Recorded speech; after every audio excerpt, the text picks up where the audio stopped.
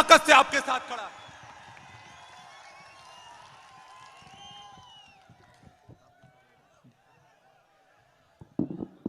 जय जोहार, जय आदिवासी। स्टेज पे कांग्रेस पार्टी के वरिष्ठ नेता, हमारे प्यारे कार्यकर्ता, आदिवासी भाइयों और बहनों, आप सबका यहां बहुत बहुत स्वागत, नमस्कार। कैसे हैं आप?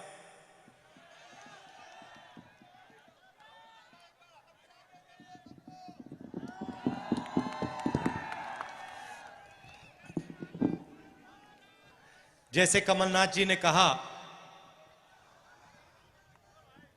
मैं तांत्या मामा, मेरे लिए तांत्या मामा एक चिन्ह है,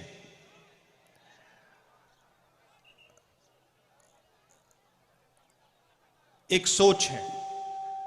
एक व्यक्ति जरूर थे, मगर वो एक चिन्ह और एक सोच और एक विचारधारा भी थे। और उनकी विचारधारा के कारण, उनकी सोच के कारण मैं आज यहां आया हूं।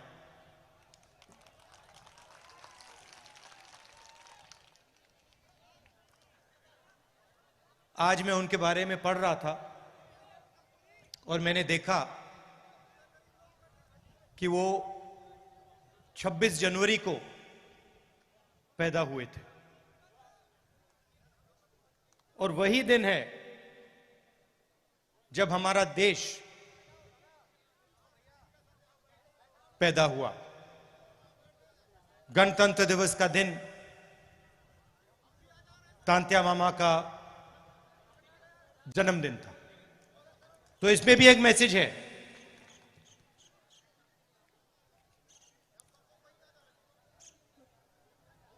कुछ दिन पहले मैंने महाराष्ट्र में एक भाषण किया और उसमें मैंने आदिवासी शब्द के बारे में बोला।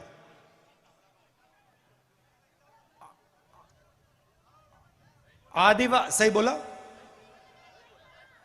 आदिवासी का मतलब जो हिंदुस्तान में सबसे पहले रहते थे। मतलब जब इस देश में कोई और नहीं था, तब भी आप लोग इस देश में रहते थे। अगर आप आदिवासी हो और अगर आप यहां सबसे पहले रहते थे, तो इसका मतलब यह बनता है कि आप इस देश के असली मालिक हो।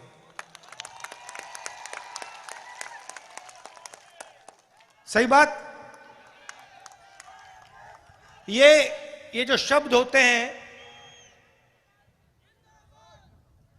ये बहुत चीजें छुपाते हैं, बहुत चीजें ये दिखा भी सकते हैं। जैसे आप तांत्या मामा के बारे में सोचें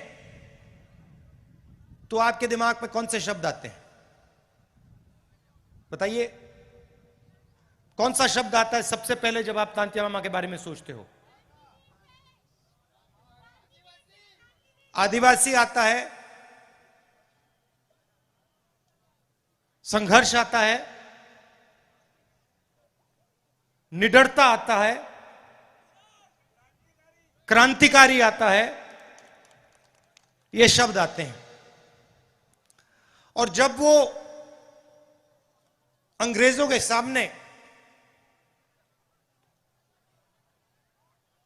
फांसी पे चढ़ रहे थे, तो आपको क्या लगता है, उनके दिल में डर था या नहीं? सवाल नहीं उठता। उनके दिल में डर नहीं था। क्यों नहीं था? उसका कारण क्या था? उनके दिल में आम आदमी चढ़ता है,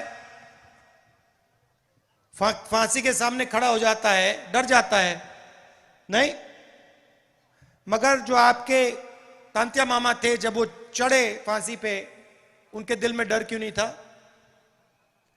क्योंकि उनके डर को, जो उनके दिल में आपके लिए प्यार था, उसने मिटा दिया था। तो जब हम उनके बारे में सोचते हैं, हमारे दिमाग में ये शब्द आते हैं, निडर, संघर्ष, मोहब्बत, ये शब्द आते हैं। कुछ दिन पहले मैंने प्रधानमंत्री का एक भाषण सुना और उसमें उन्होंने एक नया शब्द प्रयोग किया, वनवासी।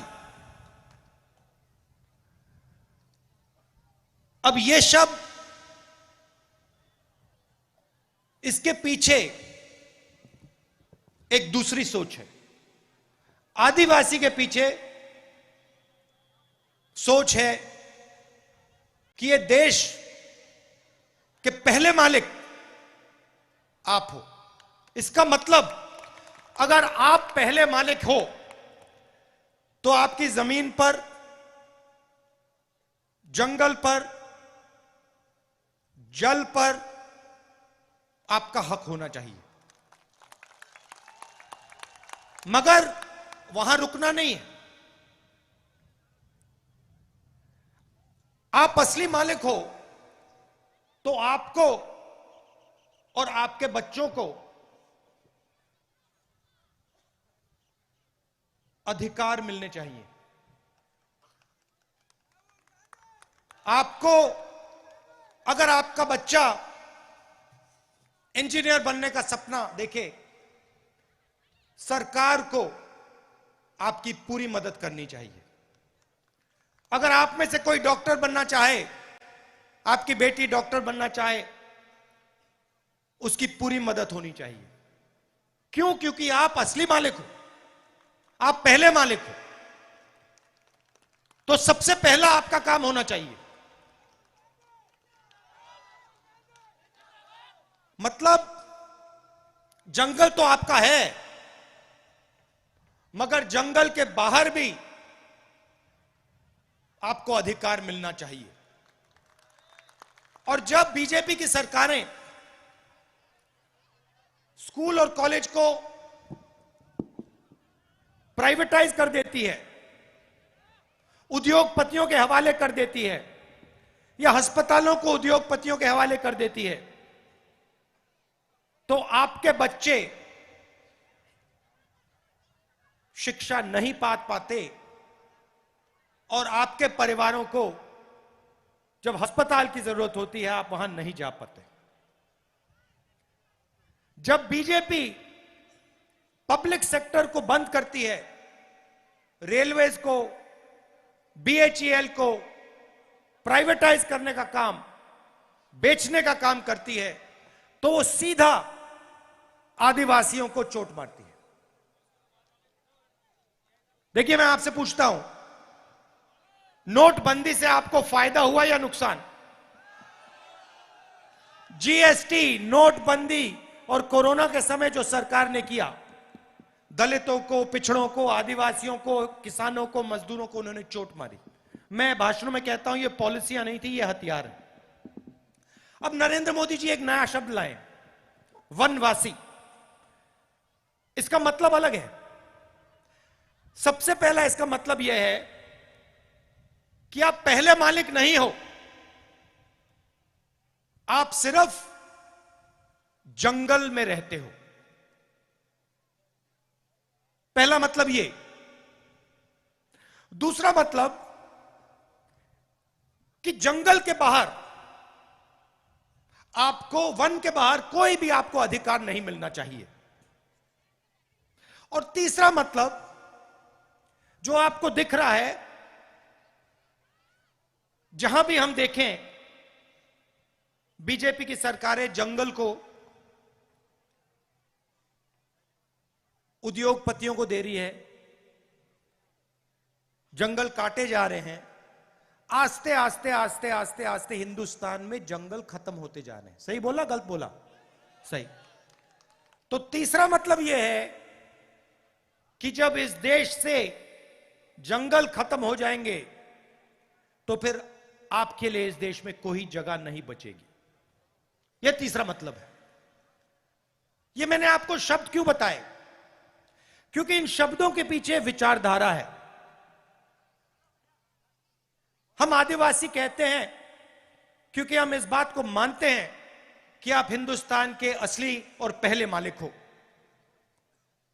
वो वनवासी कहते हैं क्योंकि वो आपके सारे अधिकार आपसे छीनना चाहते हैं और आपको यह याद नहीं दिलाना चाहते कि आप ही इस देश के पहले और असली मालिक हो। तो सबसे पहले मैं चाहता हूं कि ये जो बीजेपी के लोगों ने आपके ऊपर अपमान किया है, ये जो शब्द इन्होंने आपके लिए प्रयोग किया है वनवासी, इसके लिए ये आपसे माफी मांगे। हाथ जोड़ के हिंदुस्तान के आदिवासियों से ये माफी मांगे और उनसे कहें कि आप वनवासी नहीं हो, आप आदिवासी हो और आप हिंदुस्तान के पहले मालिक हो और हम आपको जो भी अधिकार चाहिए वो हम आपको देंगे। और दूसरा काम, माफी मांगने के बाद, पहले नहीं, माफी मांगने के बाद दूसरा काम, जो ये आपसे जंगल छीनते हैं, जो हम पैसा कानून लाए, जमीन अधिग्रहण बिल लाए, फॉरेस्ट राइट एक्ट लाए, इन 3 कानूनों को ये जो कमजोर करते हैं और आपकी जो जमीन है जो आपसे छीनते हैं, आपका जल है, आपका जंगल है जो आपसे छीनते हैं, वो आपको वापस देने का काम शुरू कर दें। और अगर ये नहीं करेंगे तो जैसे ही हमारी यहां सरकार आएगी, हम आदिवासी शब्द का प्रयोग करेंगे और जो आपके हक हैं एक के बाद एक आपको देना शुरू कर देंगे।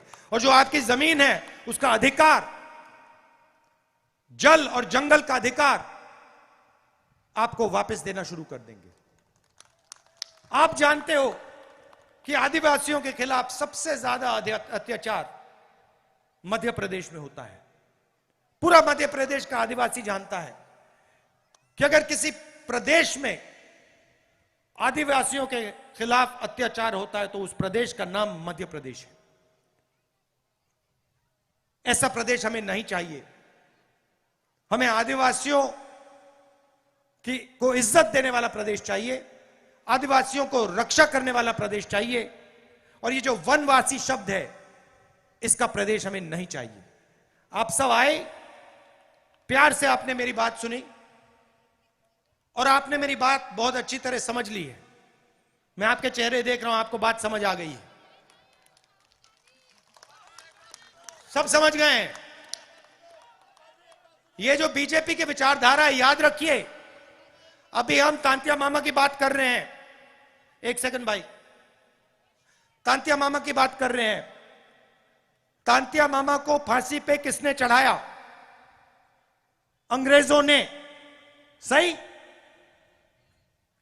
और आरएसएस ने अंग्रेजों की मदद की। यह पूरी दुनिया और हिंदुस्तान जानता है। तो याद रखिए, अंग्रेजों ने तांतिया मामा को फांसी पर चढ़ाया, मगर आरएसएस की विचारधारा ने उनकी मदद की। यह भी मत भूलिए। वनवासी शब्द के पीछे यह भी सोच है। और यह सिर्फ तांतिया मामा जी के साथ नहीं किया गया, यह बिरसा मुंडा जी के साथ भी किया गया। इन दोनों महापुरुषों ने आदिवासियों की लड़ाई लड़ी, अंग्रेजों से लड़ाई लड़ी, और कांग्रेस पार्टी ने हिंदुस्तान से अंग्रेजों को भगाया। और जब हम अंग्रेजों से लड़ाई लड़ रहे थे, जिन्होंने आपके महापुरुषों को फांसी पर लटकाया, तब आरएसएस अंग्रेजों के साथ खड़ी थी। यह पूरी दुनिया जानती है। और ये याद रखिए,